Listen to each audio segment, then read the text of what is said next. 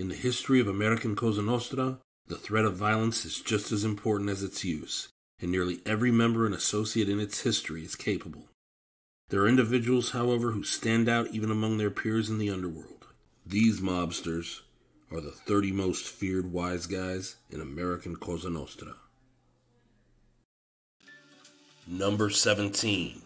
Patriarcha Family Associate, Joseph, the Animal, Barboza. Joseph Barbosa Jr. was born on September 20th, 1932, in New Bedford, Massachusetts, to Portuguese immigrants Joseph Barbosa Sr. and Palmeira Camille.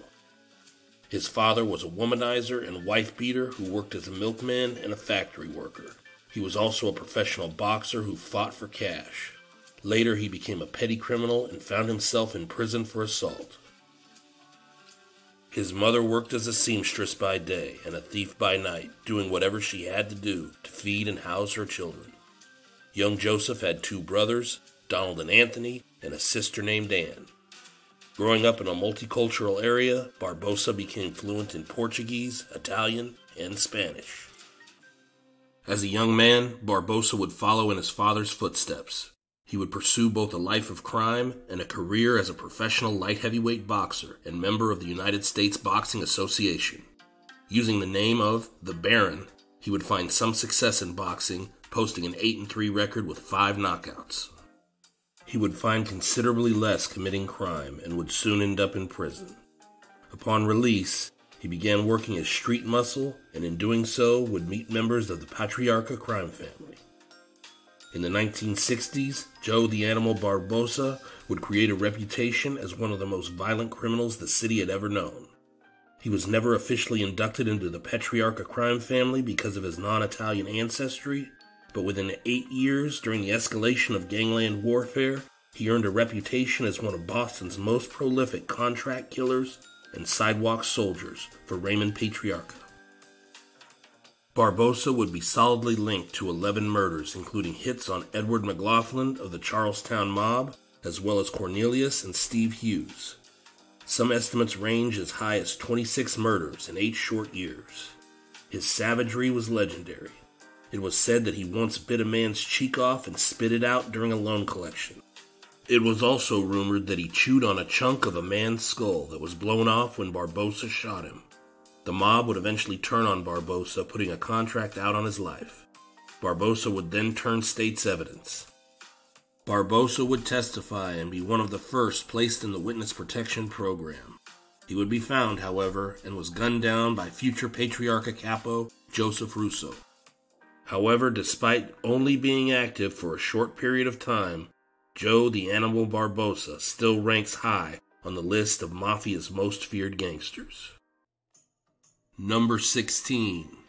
Chicago outfit soldier, Anthony, Tony the Ant, Spilotro. Anthony John Spilotro was born in Chicago, Illinois on May 19, 1938.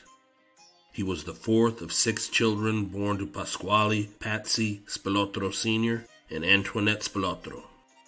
Together they ran Patsy's restaurant, which became a frequent stop for many in the Chicago outfit, including bosses such as Frank Nitti and Sam Giancana. In 1954, Patsy Sr. died suddenly, leaving Antoinette to raise 6 kids alone. Tony dropped out of school that same year and entered a life of crime. He met Frank Culata during this time, and the two began committing extortions, thefts, and robberies together. By 1962, Tony Spilotro had made a number of contacts in the underworld that included Joseph Joey the Clown Lombardo and future street boss Joseph Joey Doves Ayupa. He would also meet powerful outfit associate Mad Sam DeStefano and would join his crew around the same time. DeStefano was considered too unpredictable and undisciplined to be made, but was also heavily valued by the outfit bosses because his violent, sadistic personality made him one of the most feared men in the city. Under DeStefano, Spilotro honed his skill as a loan shark and a hitman, and in doing so, he began building his own violent reputation. In 1962, Tony Spilotro was tasked with finding the men who were responsible for killing the outfit-connected Scavo brothers. Spilotro and the outfit suspected Billy McCarthy. Spilotro also knew that McCarthy worked with his old friend, Frank Culotta. With Culotta's help, Spilotro lured McCarthy to a meeting where he would then be snatched. McCarthy was taken to a secure location where Spilotro, along with Felix Aldaricio and Chuck Nicoletti, severely tortured him in order to learn who his accomplice was. At some point, Spilotro placed McCarthy's head in a vise and tightened it until McCarthy's eye popped out of his skull. At that point, McCarthy gave up his partner, Jimmy Miraglia. Miraglia would be tortured and killed soon after. In the years that followed, Spilotro established himself as a top button man for the outfit. He even took the contract on his own mentor, killing Sam DeStefano with a shotgun in his own driveway. In 1971, Spilotro would be sent by outfit boss Joey Dove Zayupa to supervise all outfit rackets, most importantly, the skim from outfit-controlled casinos in Las Vegas. The skim was the removal of casino funds from count rooms before it could be recorded as revenue. Using frontman Alan Glick and their inside man gambling expert Frank Lefty Rosenthal, this operation ran without a hitch for many years. It was Spilotro's job to provide muscle and protect the skim. However, by the early 80s, Spilotro began receiving the wrong kind of attention. His burglary crew named the Hole in the Wall Gang got arrested due to an inside informant named Sal Romano. Compounding matters after the arrest, one of Spilotro's top lieutenants, childhood friend Frank Culotta, turned state's evidence after law enforcement informed Culotta that Spilotro planned to have him killed. Spilotro was charged and went to trial due to Culotta's testimony, but ended up beating the case in Las Vegas. Spilotro had larger issues on the horizon.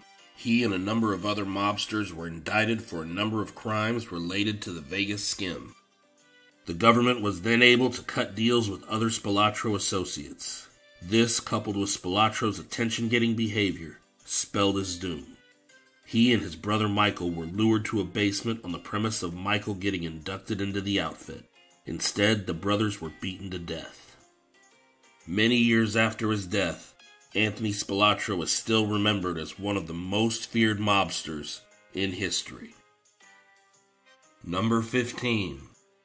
Morello family underboss, Ignazio, the Wolf, Lupo.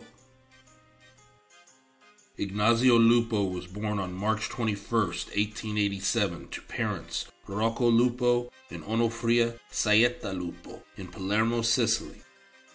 He worked at a dry goods store during his youth, helping to support his family. In October 1898, he shot and killed a man during an argument, and despite Lupo's claims that the shooting was in self-defense, Lupo's parents encouraged him to flee Sicily in case of prosecution. Lupo would flee Sicily and arrive in New York a few months later. In New York, Lupo opened a few small businesses, and it wasn't long before he began extorting his fellow Italian immigrants using Black Hand tactics from the old country. After establishing himself and his crew in Little Italy, Lupo would go on to meet fellow Sicilian immigrant Giuseppe Morello, and together they would form the Morello crime family. Lupo ran the Little Italy faction of the family and demanded absolute obedience from his crew. Rumor has it that he even killed one of his own family members because Lupo believed the man was an informant. His reputation became so fearsome that it was common for Italians to make the sign of the cross at the mere mention of his name.